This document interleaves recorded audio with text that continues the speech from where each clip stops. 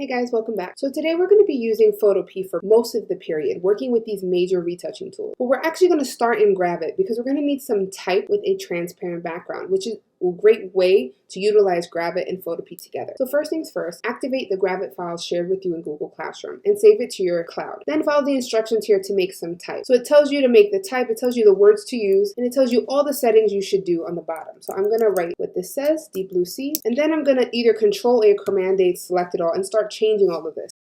Now it says to make my font white. When I do that, it obviously disappears, but it also says to add a drop shadow here. So I'm going to scroll down to the bottom. My drop shadows are located down here. So now I should have some white letters with a drop shadow. The next step tells you to change the page setting so that the opacity is 0. But in order to do that, you have to just click somewhere on your page. You'll see on the right-hand side here, there's the option to color your page, change the width, height. We're only going to edit the transparency. We want our background to be clear. So we're going to hit 0.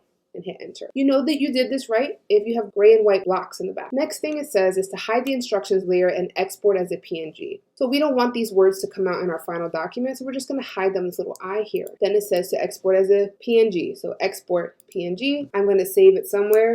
I like to name my files so I can find them later. We're going to get to that in a little while, but now we have that ready. The rest of the period, we'll be working in Photopea. So our next step is to download our PSD file and open it in Photopea. You'll see 3 photographs as well as 3 sets of instructions to work with. Let's focus on the first one. We'll be using the Content-Aware Move tool, and we'll be using the type that we made in Gravit a few minutes ago.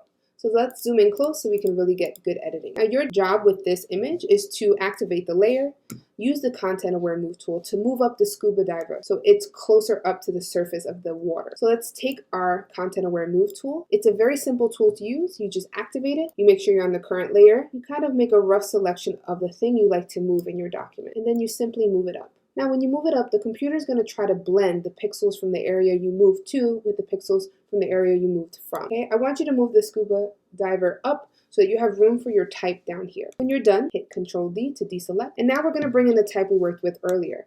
We're going to go to File, Open in Place, find the type we made, which should be a PNG with transparent background if we did this right. So that way I don't have a block of white behind it. When you're done bringing in your type this way, you're going to take your first progress check-in screenshot of the day. Let's move on to the patch tool image. Now the patch tool is really great because you can either remove things or you can duplicate things. So we're going to activate our patch tool layer. We're going to activate our patch tool, and we're going to make sure we set our settings up here on the top. Now source, if I use, let's say I did source, I'm going to show you. I can select an area, drag from where I want it to be replaced, and now that horse is removed. So it's good for deleting things. But sometimes I don't actually want to delete things. I want to duplicate them. So instead of source, I'm going to hit target, and I'm going to do the same technique, only this time when I move this horse over, it's not going to erase the area. It's going to duplicate the pixels I selected. So now I can have more than one horse. Your job is to add horses to your image so that you have 3 horses extra. I wouldn't recommend horses that are located really close together. They're hard to select. You probably want one of the 3 at the edges. When you're done with that set of images, you're going to take your next screenshot and progress check-in of the day. The last image you're going to work with for your check for understanding is probably my personal favorite. It's called the clone stamp tool. So first things first, let's activate that layer, and let's zoom in close for some good editing. Now with the clone stamp tool, basically, it takes pixels from one area and it copies it exactly to another. It's similar to the healing brush, but the healing brush blends things in the edge. Clone stamp doesn't. It takes pixels exactly as they are. Anytime we use the clone stamp tool, we want to do it non-destructively, meaning we don't want to work with the original pixels because it's easily like a mistake and then you can't go back. So to do this non-destructively, first thing you're going to do is make a new layer. You want this new layer directly on top of the layer that says clone stamp tool. We're going to work off the layer that we just made. It's just a blank layer. We're going to activate our clone stamp tool. The quick key is the letter S, and we're going to change a few settings on top. First, we're going to use a brush that we have control over. I wouldn't recommend a brush smaller than 30 or bigger than 80 for this specific image. Second, we want the hardness to be lower than 50 because we want the edges to softly blend so you can't really see where I edited. And the last thing we're going to change is the source. The source tells the computer where you're getting your pixels from.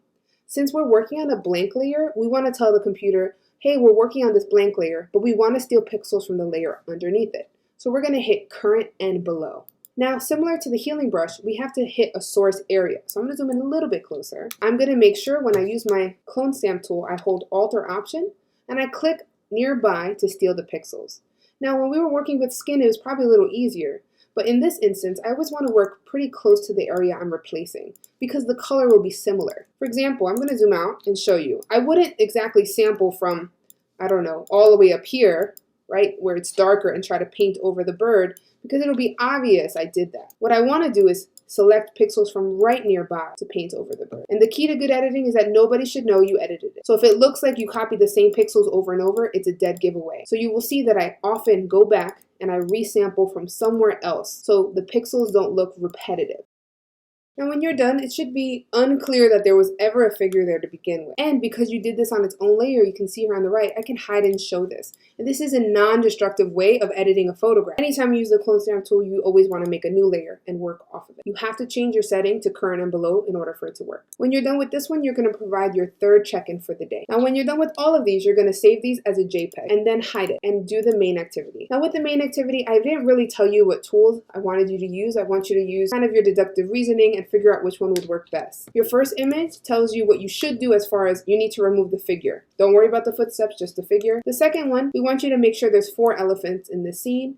And the last one, we'd like you to remove the sun tattoo down here from this woman's arm. But the key for this one is non-destructively. So I'm going to give you a hint. Probably want to do exactly what we just did for the bird for image 3. When you're done with those 3, you're going to export it as a JPEG. Good luck and be patient.